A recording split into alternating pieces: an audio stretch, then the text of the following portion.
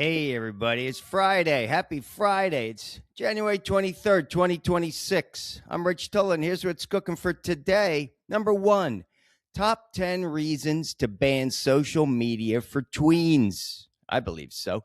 Number two, crime doesn't pay. And it doesn't go up either. And number three, the robots are coming, and so is the storm. But first, let's do your ABCs. How's it going today with the awesome workout, blissful sleep, colorful diet? Well, let me tell you, I'm 3 for 3 today, guys. Well, here's the negative. I gained 2 pounds this week. Been eating too many pretzels and peanuts. Yeah, that's my little go-to. I don't go for cookies anymore. So what do I have to do? I got to cut back. I got to cut back this weekend and hopefully drop a couple pounds. I don't know what it is. I don't know if it's stress, but either way, got to do it. Got to do it. So how about you? Again, work out, sleep, eat well. Here we go. Top 10 reasons why tweens should be banned from social media. I've been reading about this, so I thought, let me do a show on this today. This is most important. But first, let me go back to August 1974. This is when the iconic disco song Kung Fu Fighting by Carl Douglas was all the rage. It was a single. Well, let me tell you about my childhood. I want to give a shout out to my mom. Rest in peace to her.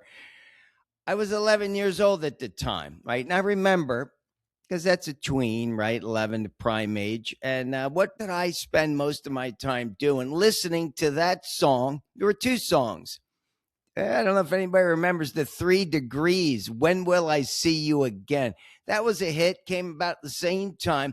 Well, my mother was a dancer. She was on the original Bandstand with Dick Clark. It was called American Bandstand, August 1957. I think she was on one of the original shows. She was a great dancer. August 5th, it premiered. And she used to go to Philly. It was way there from Trenton, New Jersey. She told me to take a bus to the train, took another bus, subway to get there. Her and her girls were great dancers. So give a shout out to her. But I remember she bought me a record player. It almost looked like an old typewriter box. Played 45s and 16s. Anybody remember the old vinyl records? Well, I do. I mean, then that same year, 1974, Elton John's Greatest Hits came out. I still have that album. I do. Where is it? Somewhere on the shelf. But Your Song, oh my God, that was a great album. One of my favorite albums. And then Mandy, remember Barry Manilow with the song Mandy came out. And it was maybe September. October was Mandy, and November was the Greatest Hits. And also, People magazine was big in 1974. It came out in March of 1974 when I turned 11. My mom loved it, so we listened to records. We read the magazine, all this in the backyard, the whole neighborhood. The kids would come from all over the place. We'd hang out and play and read. There was comics going on. So let me tell you, that was such a good time that, these tweens today, what is it? The top 10 reasons. Here we go. Number one. All right. And this is very important. I don't have any children. Well, not yet. But if I did, there's no way I would let these kids till they're 13. What's wrong with that? Okay.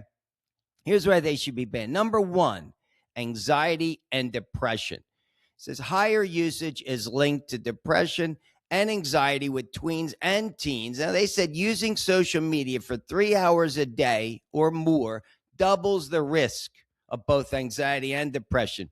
Can't do it. Number two, poor body image and self-esteem. That's right. All these filtered, curated images. I mean, let me tell you. And then these kids are comparing themselves. They're young and they're seeing all these perfect bodies, which doesn't last for the most part, unless you're working out every single day for the rest of your life. But anyway, poor body image and self-esteem. Number three, cyberbullying.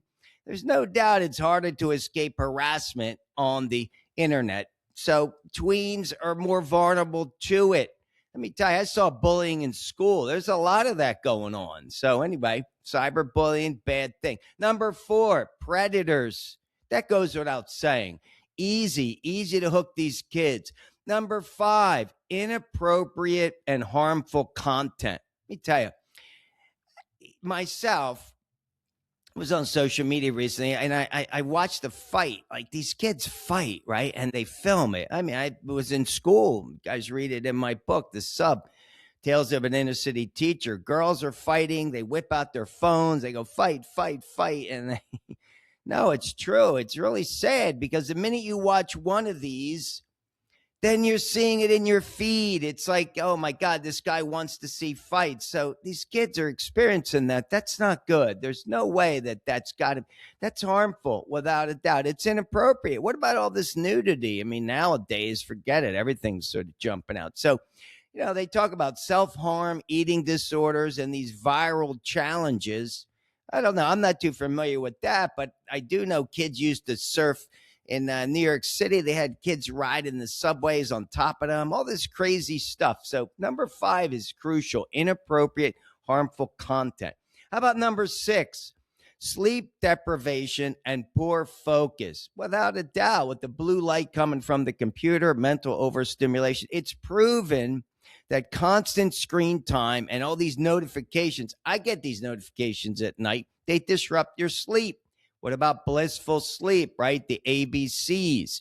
And it's essential for healthy development. All right, number 7, lack of social skills development. This is where, when I was 11, it was all about social skills, hanging out in the backyard, playing these records with the kids, interacting. It was all about social. Well, let me tell you, when you're spending all this time online, it replaces face-to-face interactions, which it does, which are essential for nonverbal. They talk about this. It's essential for empathy, nonverbal communication, nonverbal cues, and conflict resolution. Let me give you an example. I remember I was teaching 2nd grade.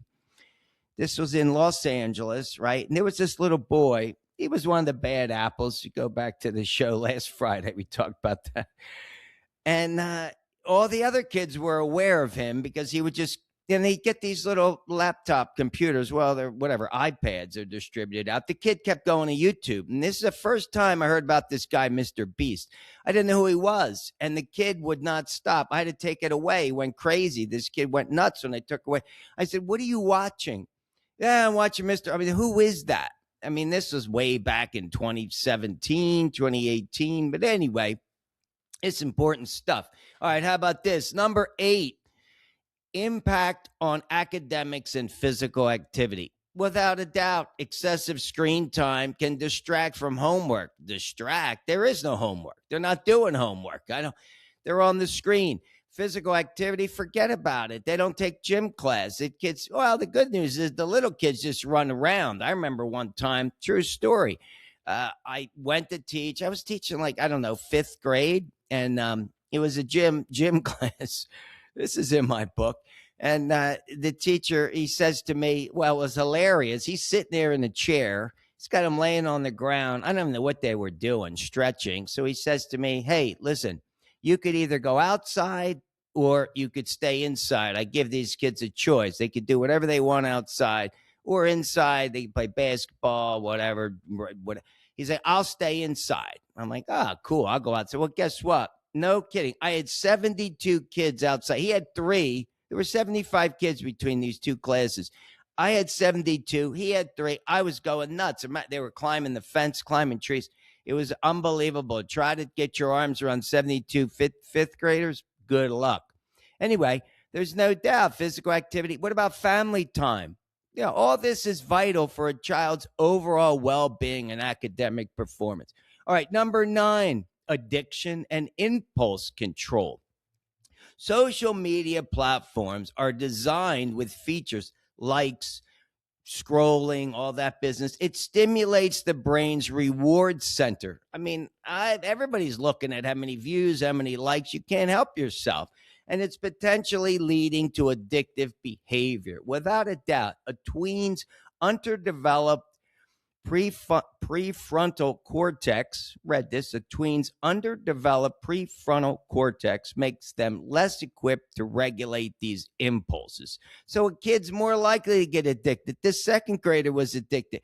I could not keep him off that for the rest of the day. I couldn't do it. And finally, it's a waste of time. It really is. Like, what are you learning? Okay, it's amusing. It's entertaining. I mean, I watch a lot of wild cats. I watch a lot of cougars. I'm into the sort of, the Serengeti. And All right, maybe I'm learning a little bit. I'm learning how lions take down an antelope, but I don't know. I don't know what you're learning. And nowadays with AI, what's fact, what's fiction, can't make out the difference. And who knows? I think it's mostly fiction. Anyway, there's no entertainment. I don't see the educational value. Entertainment value trumps educational value without a doubt. All right, all right, all right. That's what we're talking about there. What about this? My second topic. Crime doesn't pay and it's down. Did you guys see this? Just as I'm talking about it the other day, gave you those stories. The analysis of the 2025 crime data came out today. I guess I read it today from dozens of cities, 35 cities to be exact, U.S. cities, found across the board decreases in violent crime last year compared to 2019. I think that's awesome. Progress. All right. How about this? It says the number of homicides per 100,000 people in the United States is down to 4. That's awesome. In 1980, when my Uncle Benny was killed, talked about that last show, on the streets of Trenton, New Jersey with an aluminum baseball bat, it was 10.2. It's down to 4. In 1958, it was 4.5. So, wow, I think that's awesome. The analysis also found that last year, it says it will likely register as the lowest national homicide rate since the 1900s. In 1900, it was 6. So I think that's awesome. They say no one knows why the rate of violence is down, but who cares? It's down. Now, I saw this. You see the Denver, Washington, D.C., Omaha, Nebraska down 40%. New York down 22%. Philly down 18%. My old stomping grounds. There was only 3 cities that were in the positive. Milwaukee was at 18, was up 1%. Let me reiterate that. Milwaukee was only up 1%. Fort Worth was up 2%. I spent a little time in Fort Worth. And the most was Little Rock, Arkansas. You know, President Clinton has an awesome library museum there. I'll tell you, it's a beautiful structure. And I didn't go inside, but I did tour the grounds. I think it was closed when I was there. But Little Rock, Arkansas is up 16%. What's going on over there? I don't know. But they say criminologists believe that this hotspot policing, which we should never defund the police, without a doubt, summer jobs for youths and cognitive behavior therapy are the reasons why. Doesn't really matter. Good news begets good news. So let's keep it going, America. Keep the crime rate down, without a doubt. All right, guys, how about this? The robots are coming. The robots are coming, not the redcoats. I taught that. That was one of my favorite classes. Special ed in LA. These kids are amazing. I would put 10 facts on the board. It was all about the British are coming. But anyway, Elon Musk. Guys know I'm a fan. I have a lot of Tesla stock. So he says he thinks the company's Optimus robots going to be for sale at the end of next year, without a doubt. I'm getting one of those. But, and how about this? The full self-driving FSD, it looks like he's going to get approval in Europe and China. And it says robotaxis are now open for business in Austin, Texas, without safety monitors. So, guys, I was checking this out. I looked at the pre-market price. Tesla's at about $445.